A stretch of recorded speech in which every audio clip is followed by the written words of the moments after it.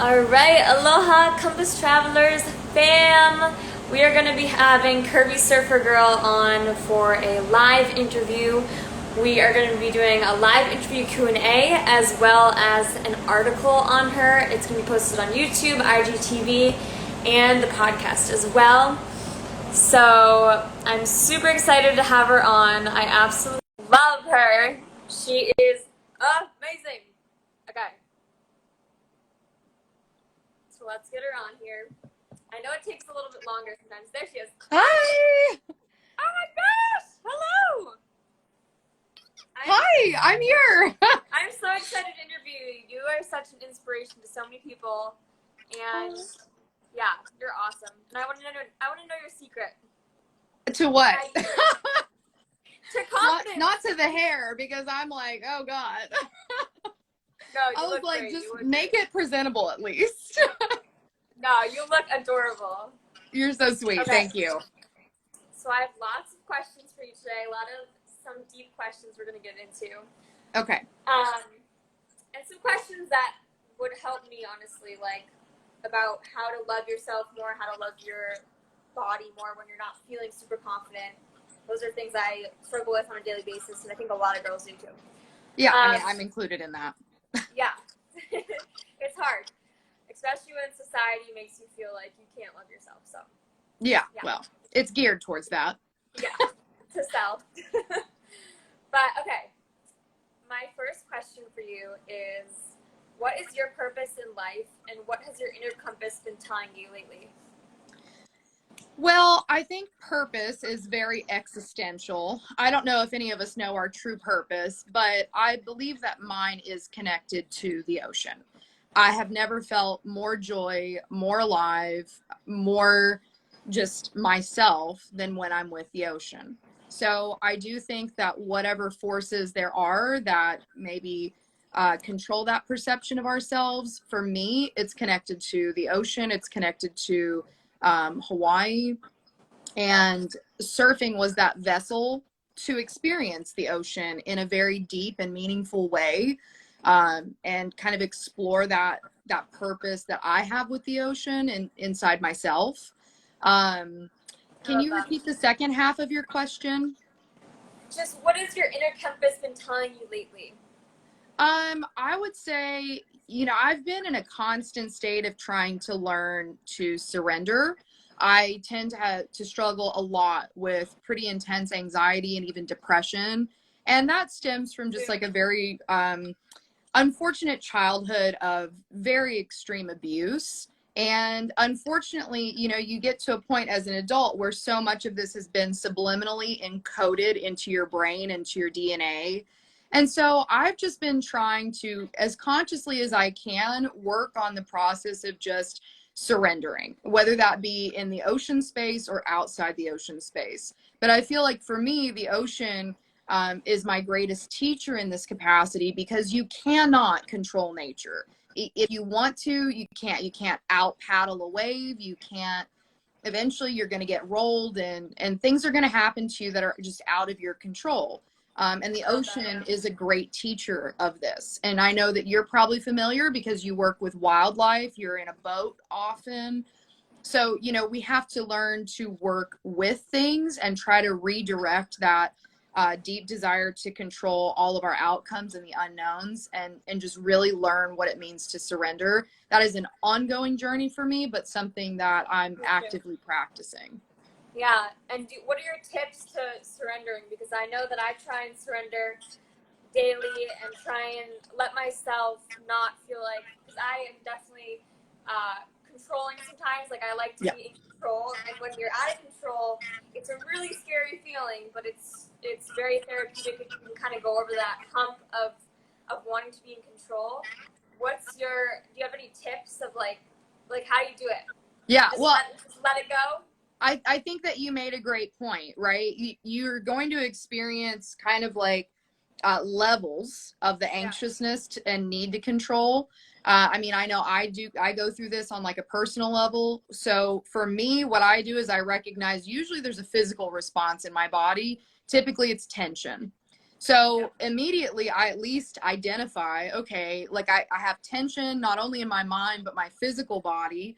So how can I work on letting the tension in my physical body go first? And I just start by kind of identifying the areas where I'm experiencing that, whether that be in my shoulders, in my glutes, my neck, my jaw. I often get tension there. Me too. And like I said, this can be in any number of circumstances. I mean, it can be in the ocean or outside of the ocean.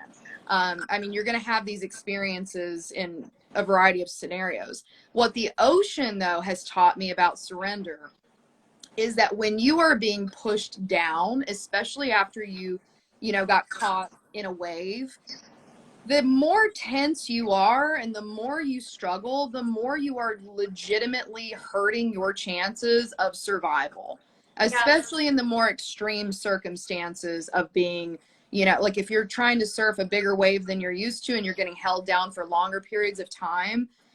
Tension and anxiety and trying to fight that situation is really going to lead to a worse outcome than if you can just do your best to feel the tension and consciously say, okay, I'm just gonna relax. I'm gonna let it leave my body, and I will let my body go 10 different directions with the ocean. And I think that you can translate that into real life by saying, okay, there's a situation right now. I don't know how to control it. I can't control it. Let me at least recognize where the tension is and just try to let it go. And you can typically achieve that more easily through breathing techniques. I know that that kind of helps stimulate your nervous system to get into a different state, like your parasympathetic, which is where you're more calm and relaxed. But it's Definitely. Yeah. practice, right? We all have to practice these things every day because our natural state is to freak out and to Yeah. try and manage that freak out. So Yeah. it's practice, just like anything.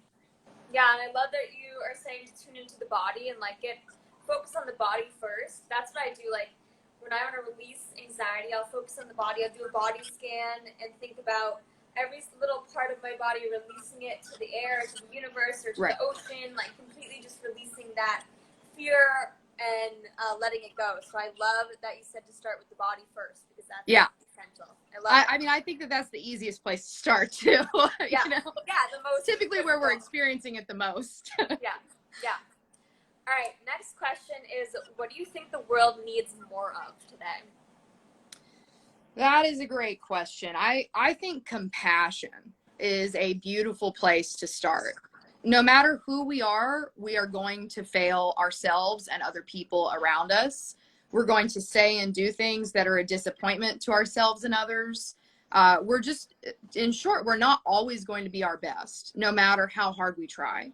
And I think when we have compassion, not only for ourselves, but for other people, especially when they're learning, and when they're growing and when they're trying to do something new that they haven't done before, and they may display more, failures in public or just, stumble. Compassion is such a powerful thing. And compassion really comes from a place of love. So that's really what I would say. And it also, compassion also allows you to accept other perspectives and viewpoints that are not your own, right? I mean, I've been in the political system for a very long time. That's my degree and that's my background.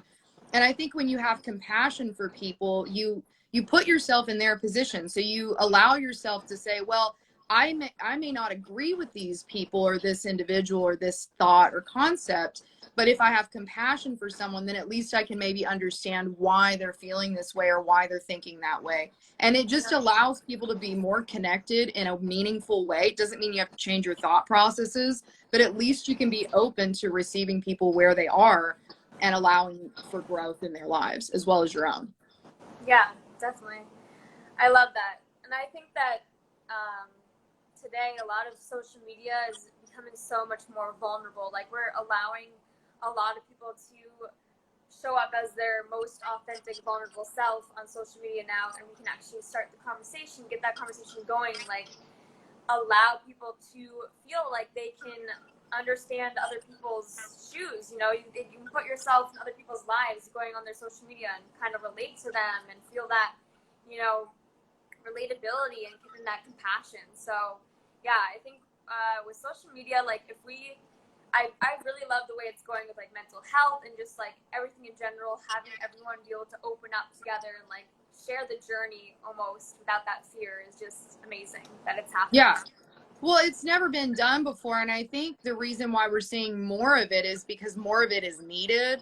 We needed more people talking about the problems that were just never discussed before. And we Yeah. needed more people to be themselves because we were becoming so disassociative as individuals, but then collectively. And so when people started breaking that need for perfection, we really saw, I think, a real leap for our generation in particular. I think that other generations, are experiencing it in different ways. I think older generations experienced it through music primarily, and maybe some political movements.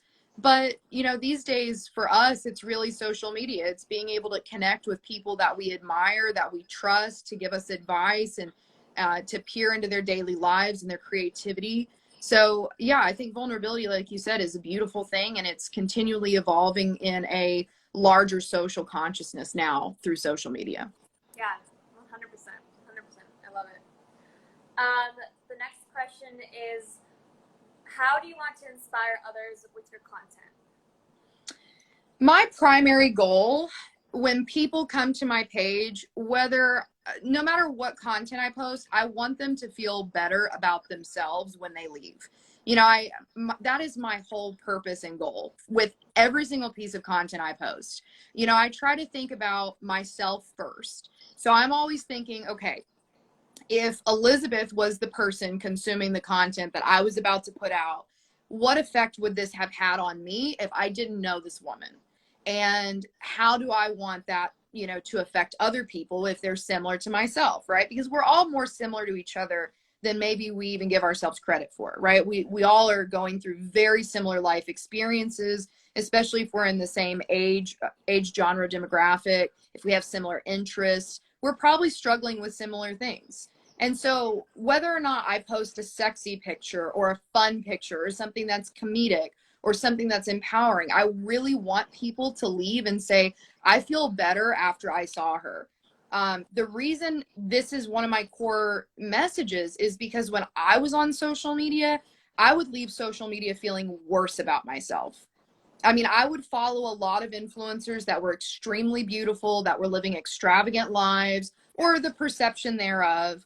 And I would just go home and I would think to myself, wow, like how much plastic surgery do I need to get today? And why don't I have enough money to buy the things that they're doing? And why don't I have this kind of relationship with my peers or other guys? Or, what's wrong with me? Those were the feelings that I constantly felt when I was on social media and I was participating. A lot of people feel like that. Yeah. And I just was like, whatever I do, I want to make sure people leave and they feel amazing about themselves. I want people to say, wow, I saw Elizabeth do this, and now I believe that I can do something I didn't know I could do. A lot of the stuff that I do on my page, whether it's the modeling or surfing or free diving, these were things that I had never done before. I was absolutely petrified of all of them. I kid you not. I was terrified to model. I was terrified to become a free diver, and I was terrified of surfing. And I try to communicate in my captions and in my visual stories that, yes, it's very difficult, but it is possible for you if you want it that bad. And it takes time, too. There's a level of commitment that has to exist. And I try to demonstrate that even through my social media by posting every day and by remaining committed to those core principles we're discussing right now.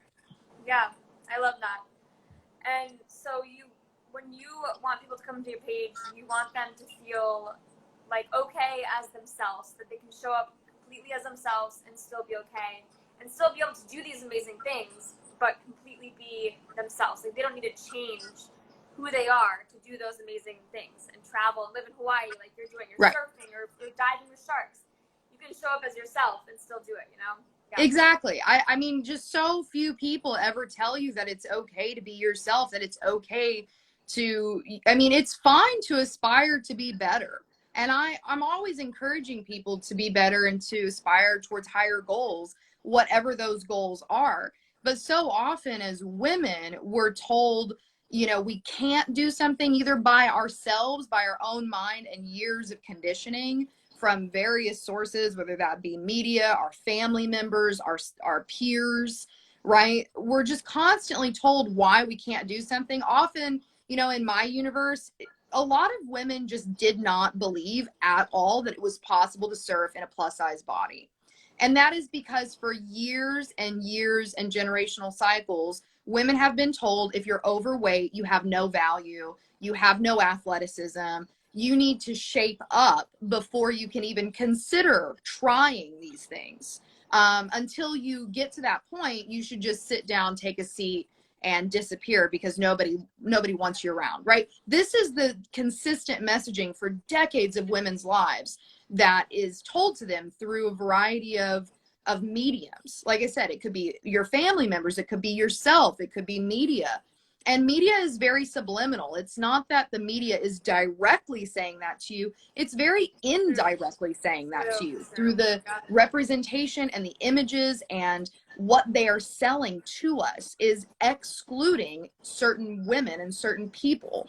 So with that being said, it's important that, you know, we have spaces where you can come and people can say, I can be myself and I can try things and I can do things and I can grow and develop into who and what I want to become, right? Whether that, like in my case with surfing, if you do start off surfing and you're brand new, it doesn't matter if you're skinny, big, anything in between, you are going to have to put work in to develop strength. That's the end of the story. It doesn't matter what your weight is. It doesn't matter what your background is, what country you're from. If you're going to start surfing for the first time, you're going to have to build strength in your body. But nobody should be telling you, including yourself, not to do it because of some other factor outside of yourself, right? Yeah, exactly. Yeah, I love that. Next question is, so what are your greatest fear? What is your greatest fear? This is, we all got them. We're going to talk about being super vulnerable, right? Yeah. My greatest fear would be being a failure.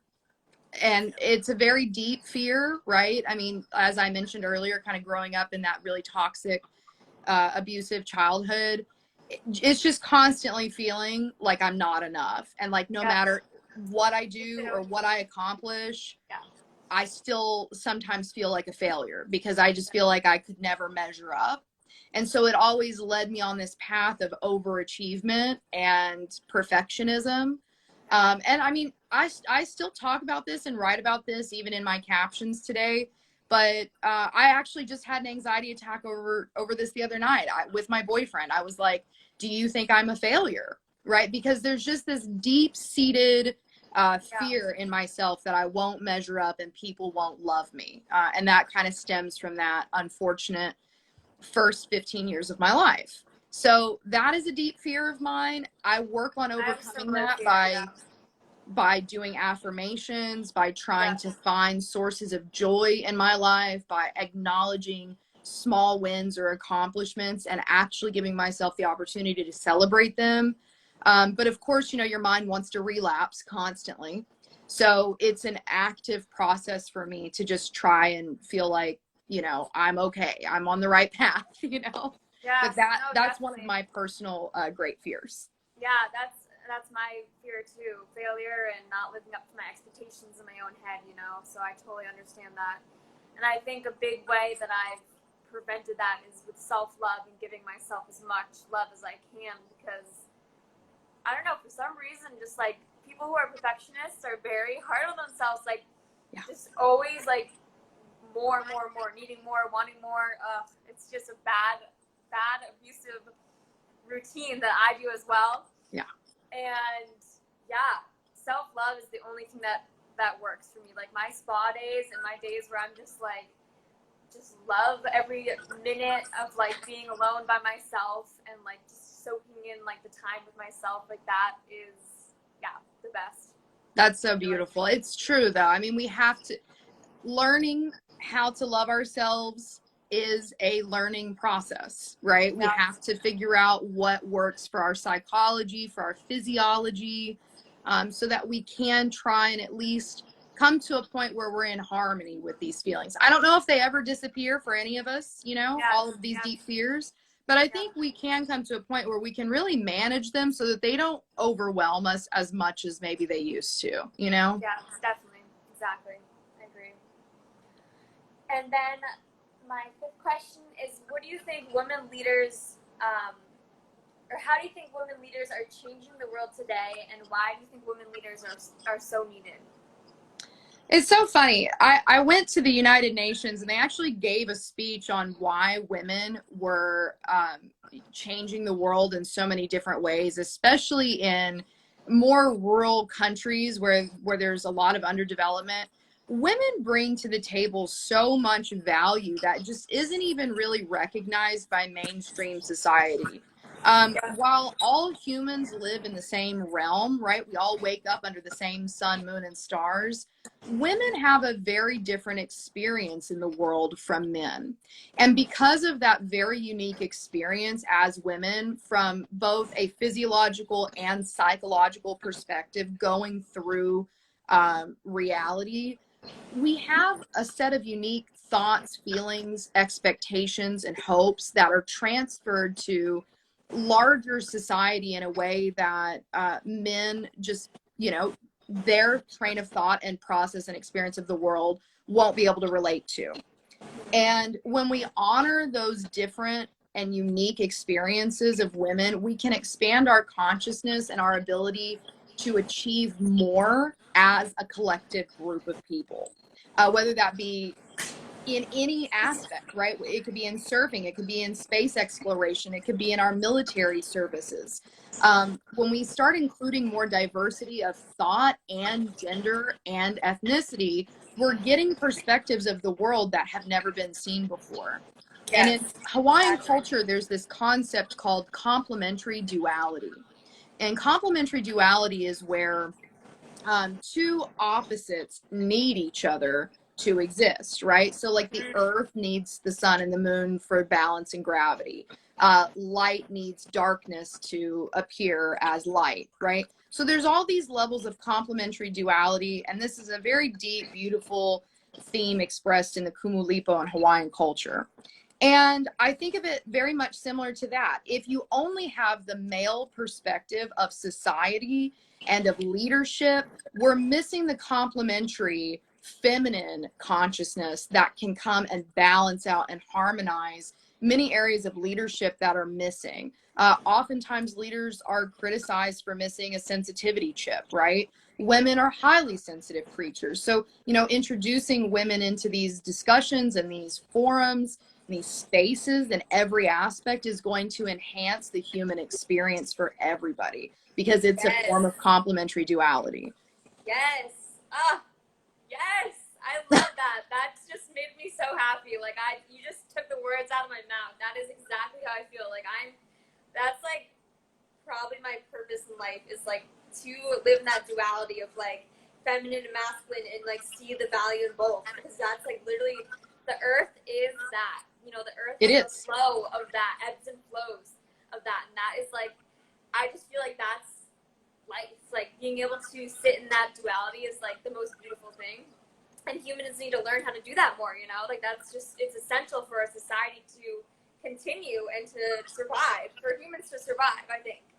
Yeah, So not only survive, but really get to a place where we can thrive. I mean, yeah, patriarchal structures are often, you know, very heavy in masculine thought and masculine experience, right? yeah, So there is no feminine balance that's coming into play to challenge any of those thoughts, ideas, or processes that are being implemented. And this can be on a scale of government, and it can be as local as your household, right? I mean, if you're only raised by a male, you're going to have a very different experience versus if you were raised by a mother and a father, right? You're going to have a wider breadth of knowledge and experience as a child. So it starts from the local level and goes to the macro level. We just have to have that balance. And living in a patriarchal society like the United States, we often have a severe imbalance of feminine consciousness, thought, and experience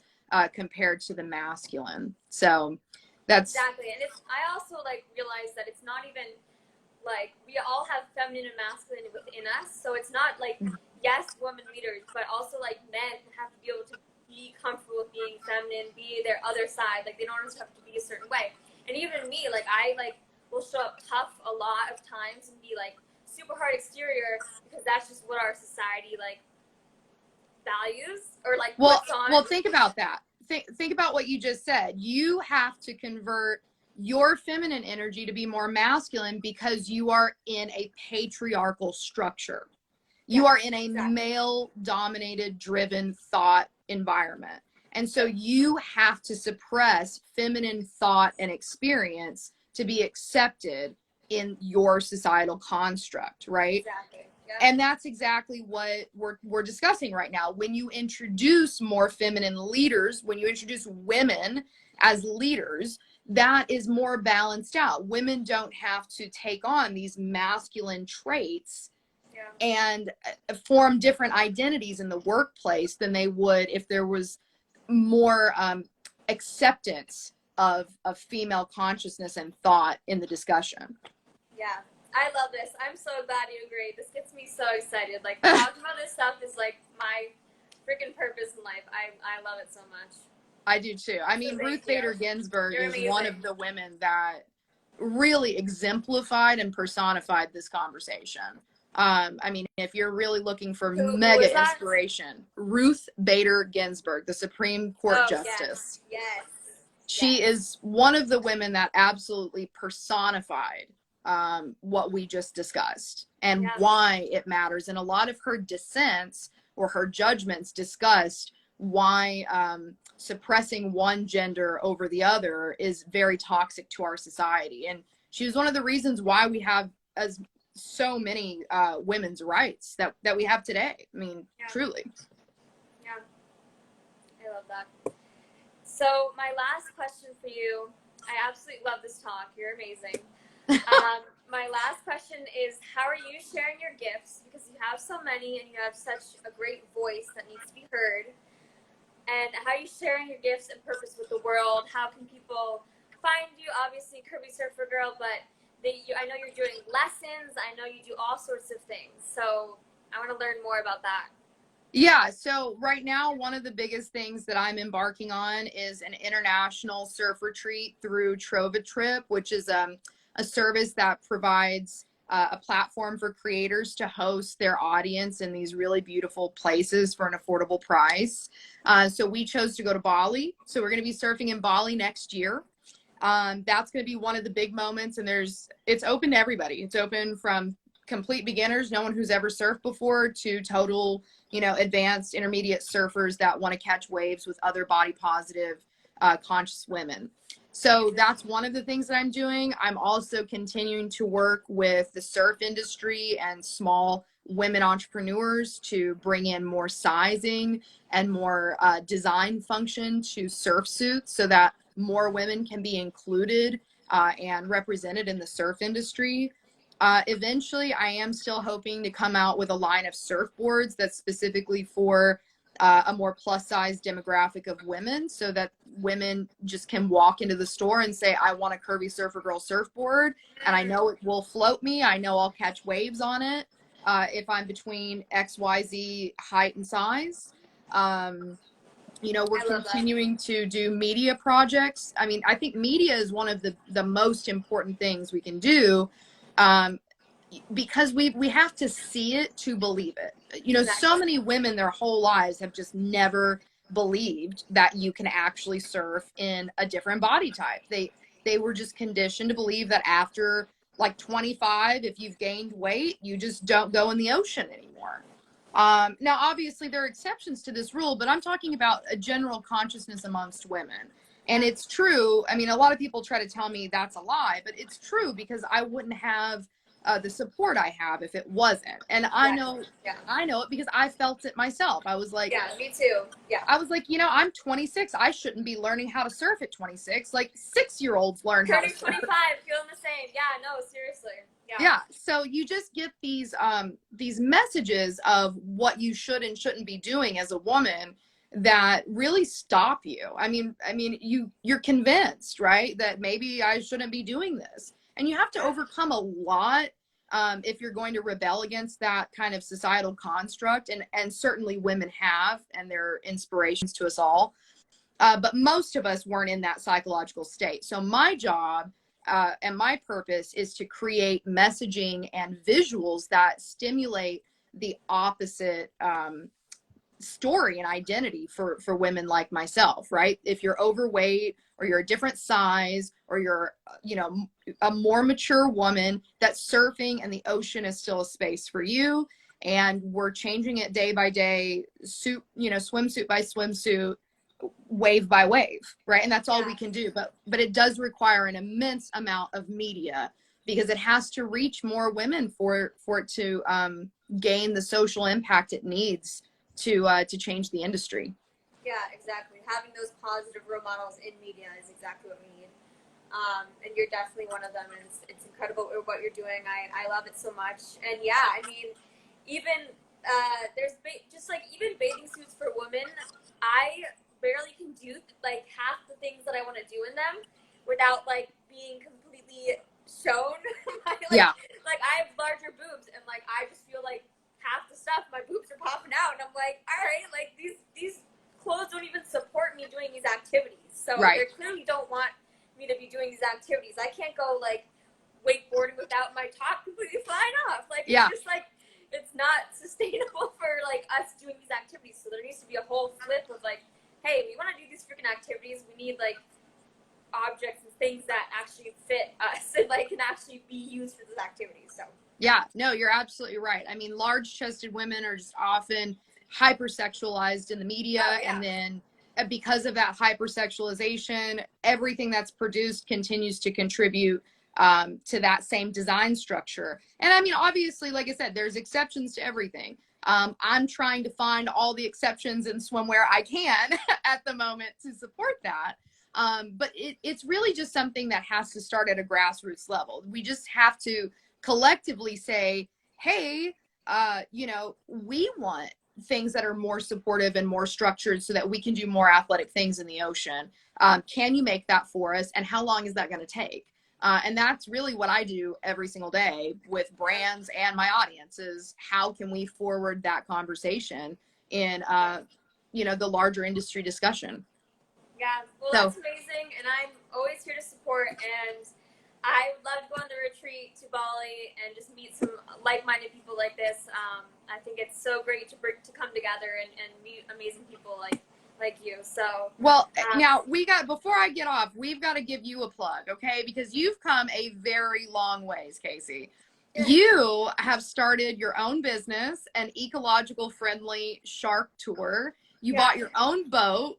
I mean, you guys have really done some incredible leaps and bounds since I've met you a year ago. Can you just real quick give us the rundown on kind of where you are now? Because I met Casey as an intern at a publication, pursuing her dreams on social media. And now she is, growing and blossoming into this wonderful female entrepreneur. Can you just tell my audience, people who are watching on my end, what you do? So we just started a shark diving tour, and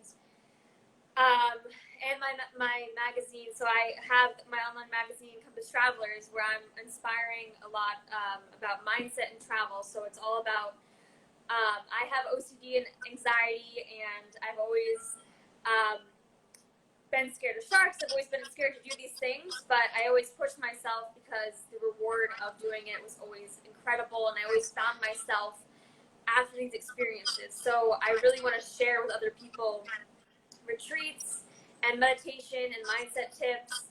And then diving with sharks is even like a meditation for me now, because it's overcoming that fear that you think you can't do. And then once you overcome it, you really learn a lot about yourself. Like, okay, there's a lot I can do. And even if I'm shaking and scared, it's still so empowering to do it. And it makes you feel alive. So I want to share these messages to as many people as we can.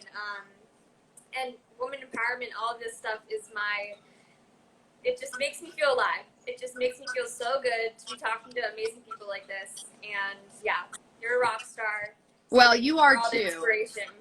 You are too, Casey. I know, I mean, I struggle with really severe anxiety myself. I struggled with the same very intense fear of sharks, of drowning in the ocean, all kinds of things. And so to hear you say that and to watch you grow and blossom, I think it just strengthens my own journey. And I think it provides a lot of courage to other women to know that, hey, you've got two women here who are very scared of the ocean, scared of sharks.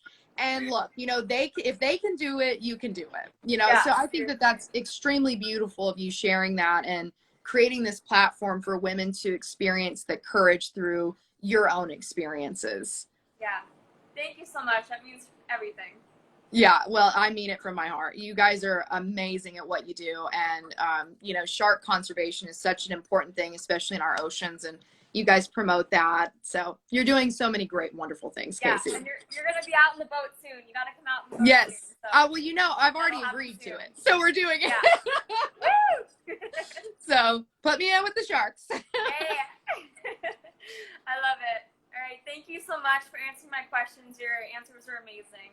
Thank you so much, Casey, for having me. So grateful. And you're welcome to come on Curvy Surfer Girl anytime. Love it. Love it. All right. Aloha. Aloha. Bye. Bye.